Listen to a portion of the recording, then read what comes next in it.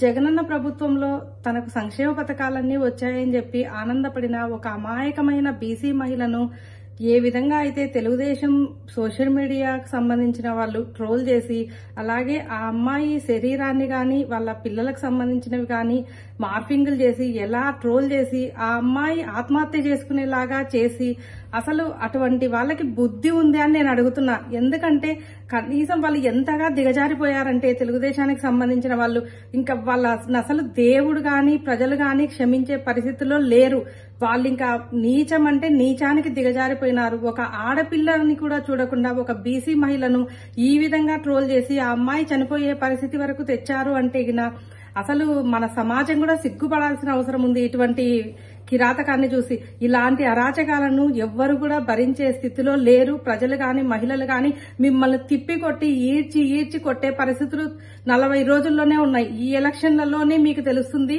ఇటువంటివన్నీ చేసిన మీకు మీ పాపాలకన్నిటికీ పాపం పండబోతుంది. మీకు తగిన శాస్త్రి జరగబోతుంది. ఆ అమ్మాయి ఆత్మకు శాంతి కలగాలని మనస్ఫూర్తిగా కోరుకుంటున్నాను. అందరికీ నమస్కారం. ఈరోజు గీతాంజలి అనే మహిళ 2 రోజుల పాటు తన ప్రాణాల కొరకు పోరాడి మరణించడం జరిగింది. కారణం ఏంటంటే కేవలం తనకి సొంతింటి కళ నెరవేరిందని, జగనన్న తన సొంతింటి కళను నెరవేర్చారు అని చెప్పేసి తన సొంతింటి పట్టాను అందుకుంటూ తన సంతోషాన్ని వ్యక్తం చేయటమే ఇవాళ ఆ మరణానికి కారణమైంది.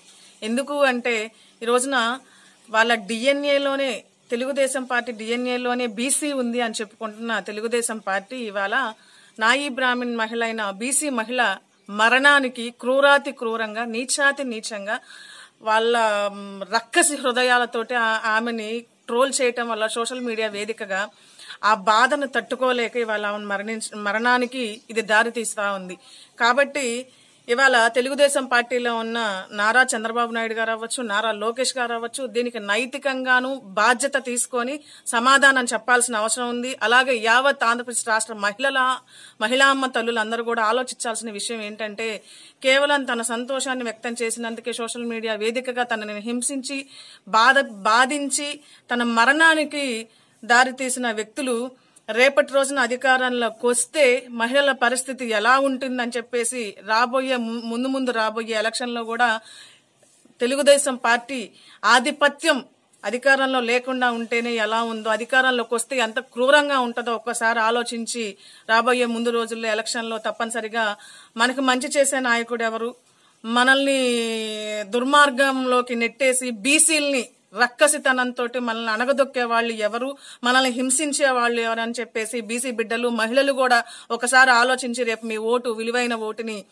మంచి వ్యక్తులకి మంచి నాయకుడికి అందించాలని, అందులో మనకు మేలు చేసే వ్యక్తిగా జగన్మోహన్ రెడ్డి గారు ఉన్నారు కాబట్టి జగన్మోహన్ రెడ్డి గారు ఈ రోజున బీసీలకు అత్యధిక స్థానాలు ఇస్తూ బీసీ మహిళలను కూడా అత్యధిక స్థానాల్లో నిలబడుతున్న వ్యక్తి. ఆ మహిళలు ఆత్మగౌరవంతో ఇవాళ సంఘంలో నిలబడుతున్నారు, సమాజంలో నడుస్తున్నారంటే దానికి ఒకే ఒక కారణం జగన్మోహన్ రెడ్డి గారు. కాబట్టి ఒక్కసారి ఆలోచించమని చెప్పేసి, అలాగే గీతాంజలి ఆత్మకు కూడా శాంతి చేకూరాలని చెప్పేసి ఎవరైతే ఈమె మరణానికి కారణమై ఉన్నారో వాళ్ళందరి పట్ల కూడా ప్రభుత్వం కఠినమైన చర్యలు తీసుకొని వాళ్ళని శిక్షించాలని చెప్పేసి కూడా కోరుకుంటూ గీతాంజలి ఆత్మకు శాంతి చేకూరాలని కోరుకుంటున్నాను.